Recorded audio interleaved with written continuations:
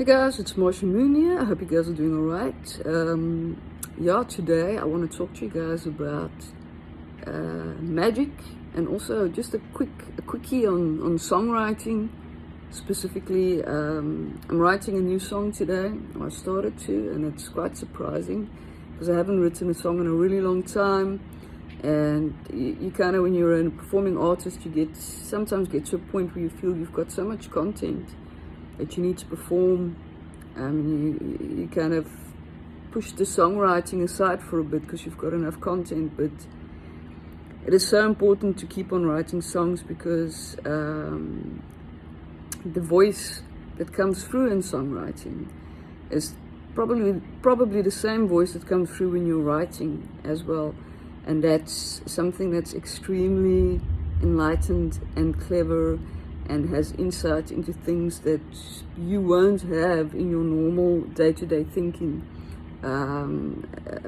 I used to heal and understand and get a lot of insight into extremely complex psychological and spiritual challenges in my life. And that's actually one of the reasons why I became a songwriter and a musician, is because of the power of that, of what I've felt in, how songs and songwriting can actually talk to you from another place, a place of depth and of some sort of intelligence and it's not just a mind intelligence, it's an emotional and spiritual intelligence because of the melody behind it.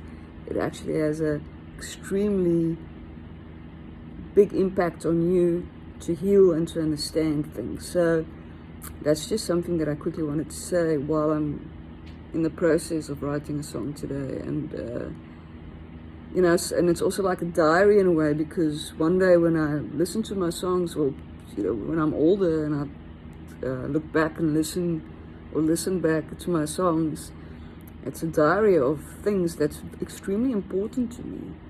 And if I don't put it down somewhere, if I don't have some sort of what is the right word, record of it, I'll forget. And there's amazing images and metaphors and symbolism and things going on in my life that it passes like a train, and if you don't pin it down, it won't come again. In any case, so for songwriting, that's just something that I think it's very important, just to spend time with your musical instrument, time away from technology, just you, your musical instrument, solitude, and just keep on singing and writing until you have something. And then I quickly want to talk about magic today. It's kind of connected to what I'm talking about now as well. A friend of mine asked me on Facebook the other day, what is magic? What do I do in terms of magical practices? And for starters, I believe that every person has some sort of a background app running, to put it that way. But it's your belief system, your principle system, and it's even a bit more to the back than your principle system, because your belief system is something that's, I think, that you make most of your decisions on life on. And a lot of your decisions and a lot of your actions and the way that you approach life comes from that background app, and it's a bit subconscious in a way as well. And I think a lot of us have been conditioned because I think people and institutions understand the power of that background app on people. And if you're not conscious of what that background app is, there's some sort of a control going on, there's some sort of a conditioning going on. But magic for me is, it starts with very basic things. It started off for me, I made a little video about tools the other day, but magic is, in its purest form, is about discipline, I would say, more than anything else. It depends on what type of magic you practice, but for me it's discipline. And discipline, as people think discipline, we've been taught to believe that discipline inhibits us in certain ways, especially when it comes to art and spirituality, but I believe the opposite. And believe me, I struggle with discipline. I make mistakes, many. I've made a lot of mistakes in my life, and I still do. And I go off the road and off the straight and narrow. And, you know, straight and narrow sounds so kind of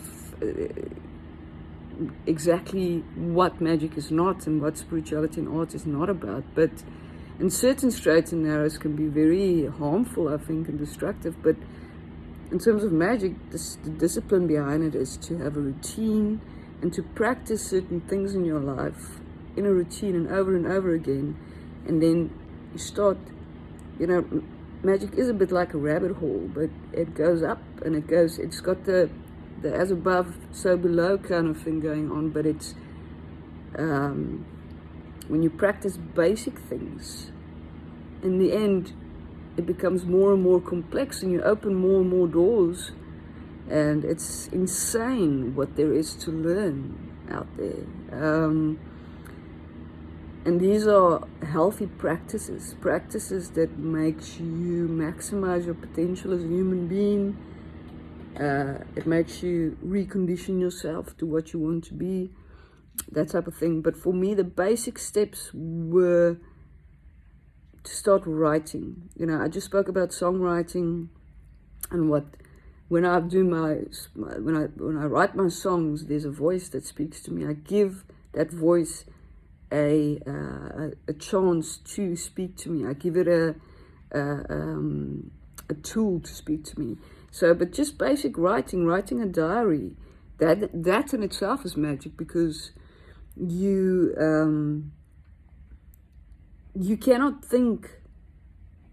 understand or think the thoughts that writing can show you. And there is an intelligence there that speaks to you that feels like something else than your normal day thoughts. So writing, and then for me it was writing, exercising, and meditating, specifically like Zen, Vipassana. My first CD was called A Gradual Awakening. It was based on the concept of Vipassana, on meditation, and especially like the concept of Zen, clearing your mind to have what they call a ground of pure potential coming through. And that takes long to get to a point where you really feel the difference in your head and in your spirit. But every single minute helps. Every little thing you do in terms of meditation helps.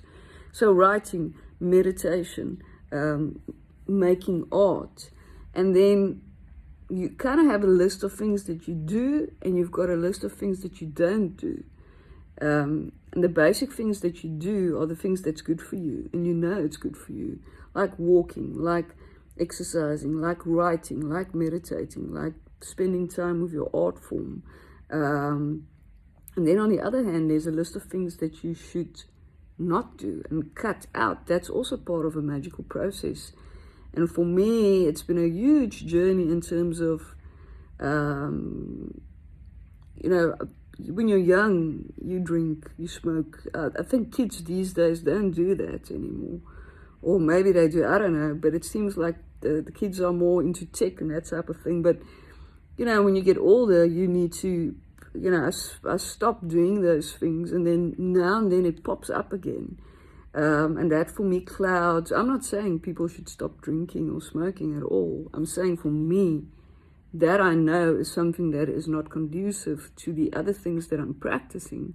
So if I cut it out completely, it actually makes space for the positive things that I'm doing to hook onto me better. So there's like this list of things to do and things to not do. And it continues and continues and continues. So at a stage, what is cool about magic is when you get into a routine and you kind of got that first levels going, later, those levels, basic levels of tools that you're using, that you're practicing really basic healthy things. And if you get into that mode, you start opening up the next level and the next level and the next level. I sound a bit like Mr. Hubbard here, but that's not what I mean. the guy from the Scientology philosophy. But it's not a religion. It's a basic practicality in terms of what you need to do to maximize your potential. So as you start, you kind of start hooking into those healthy routines and practices, more things start opening up. And that is where the real magic starts happening, is when you've got a basic system of healthy practices, and then on top of that, because of those healthy practices, your mind and your spirit is now kind of prepped for the next level and the next level and the next level. And that is super, super exciting and amazing, because the discovery of your potential is just insane. And it is hard work, it is discipline. It is one of the big things about, I think, art and magic is the practice, the routine, the discipline, and then go looking for what it is that you want. You know, you have to go search for it, the hidden things, and then practice that. So that's just a little, I think this is one of my longest videos that I've made so far. But yeah, that is for me Magic 101. It's just doing basic healthy things for starters. Cool, I hope you guys enjoyed this video, and we'll chat again.